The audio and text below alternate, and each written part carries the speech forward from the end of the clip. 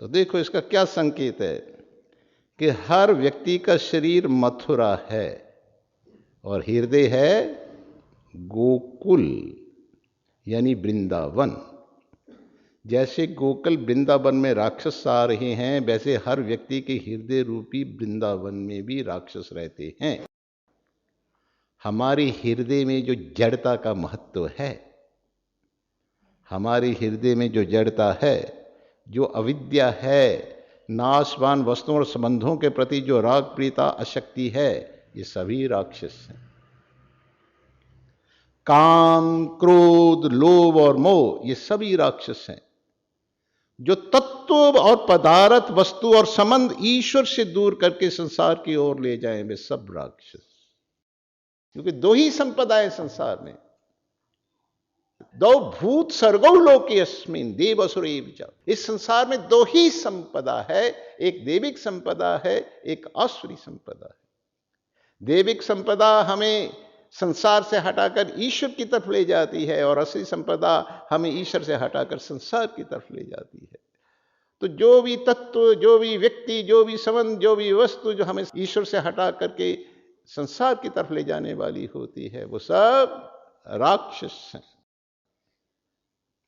ईश्वर का छोड़ संसार में रमने वाला व्यक्ति जो होता है वो राक्षस ही है। तो सीधी बात है। संसार को हृदय में बसाने से हृदय में राक्षस आते हैं और भगवान को हृदय में बसाने से हृदय के राक्षस भाग जाते हैं। राक्षस व्यक्ति को अपना जैसा राक्षस बना देते हैं और भगवान व्यक्ति को अपने जैसे भगवदीय गुणों से सजा देते हैं। जिसका तुम आश्रय लोगे उसका जीवन के अंदर आकर्षण जरूर आता है, व्यक्ति उसका बच नहीं सकता उससे, है ना। ये काम, क्रोध, लोभ और अहंकार के कुत्ते तभी तक प्राणी को काटते हैं जब तक प्राणी भगवान का बन नहीं जाता। देखो शहरों में तुमने देखा होगा कि अपनी कोठियों में बड़े खूंखार कुत्ते पाल के रखे हुए होते हैं। कोठियों के प्रवेश द्वार पर बड़े बड़े अक्षरों में लिखा होता है, कुत्तों से सावधान रहिए। वह कुत्ते किसी को भी अंदर नहीं जाने देते। अंदर जो ही तुम आगे बढ़ने की कोशिश करोगे तो बम बम दांत निकाल करके, आंखें निकाल करके वो काटने को दौड़ते हैं।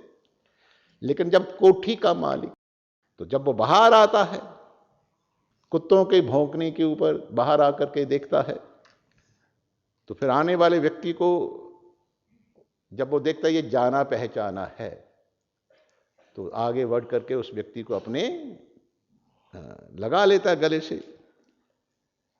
अपने मालिक के इस व्यवहार को देखकर कुत्ते भी समझ जाते हैं कि ये आने वाला व्यक्ति हमारा मालिक का कोई अपना जाना पहचाना हुआ व्यक्ति है।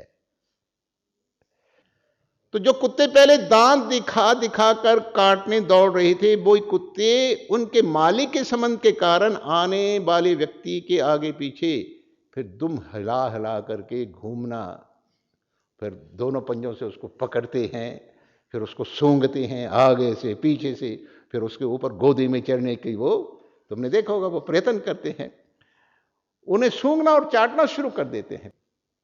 तो इसी तरह हमारे ठाकर जी की जो माया शक्ति है, उस माया शक्ति के कुत्ते हैं काम, क्रोध, लोभ, मोह और अहंकार। ये माया शक्ति के कुत्ते हैं। ये कुत्ते प्रभु विमुख प्राणी को ही परेशान करते हैं, उन्हें ही काट काट करके ये लहू लुहान करते हैं। ये सिलसिला तब तक जारी रहता है जब तक प्राणी भगवान के शरणागत होकर उसके आश्रय में आ नहीं जाता। जो प्राणी भगवान के संबंध, अपना संबंध जोड़कर संसार से अपना संबंध तोड़ लेता है, उस प्राणी के ऊपर फिर ये कुत्ते हमला करना छोड़ देते हैं। फिर उस प्राणी के प्रति ये जो कुत्ते जो हैं ये बड़ी दयावान हो जाते हैं। जैसे वो कुत्ते तो देखो कैसे खूंखार, कैसे काटने दौड़ते थे, लेकिन मालिक के संबंध के कारण कैसे दयावान बन जाते हैं। तो इसी तरीके से ये माया शक्ति के कुत्ते होते हैं, तो ये उन्हीं को ही काटते हैं जो भगवत विमुख होते हैं। जब सच्चे हृदय से प्राणी ईश्वर का बन जाता है, तो ये फिर कुत्ते जो है उनके ऊपर हमला करना छोड़